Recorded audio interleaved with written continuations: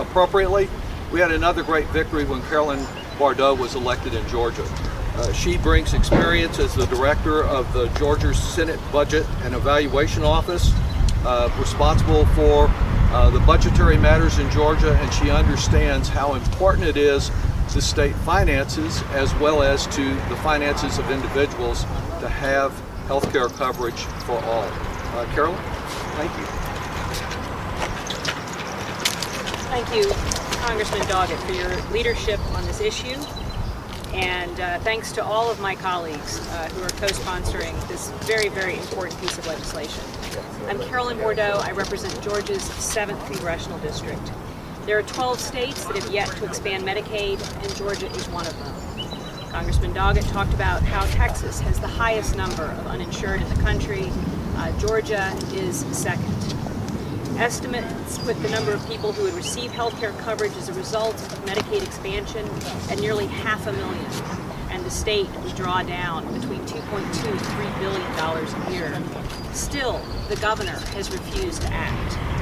When the American Rescue Plan was signed into law in March, one of the reasons I supported this bill was that it gave states that had not yet expanded Medicaid, including Georgia, a second bite at the apple, with a higher federal matching rate for Medicaid expenses. And still, the governor and the General Assembly refuse to act.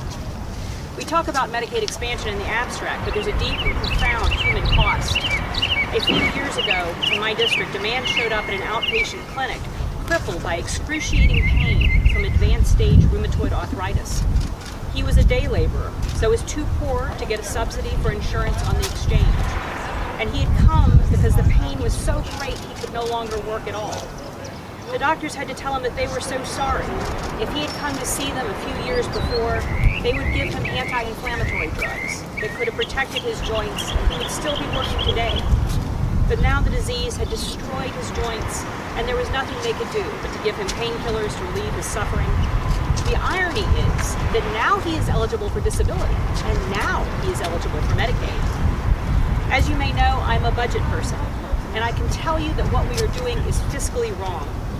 It's more expensive to pay for disability than it would have been to pay for those anti-inflammatory drugs.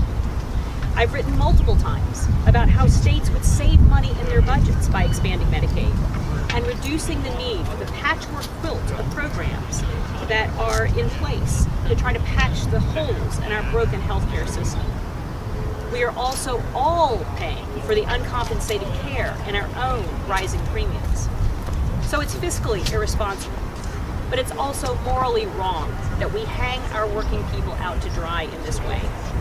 Today, we are introducing legislation that would provide an alternative for counties and local governments who want to expand. The Cover Now Act empowers counties to work directly with the Centers for Medicare and Medicaid Services to offer health insurance coverage for those who would have been eligible if our states had made the decision to expand Medicaid. In my district, for example, if the Cover Act were to become law, Gwinnett and Forsyth counties could cover those eligible, even as the state refuses to act.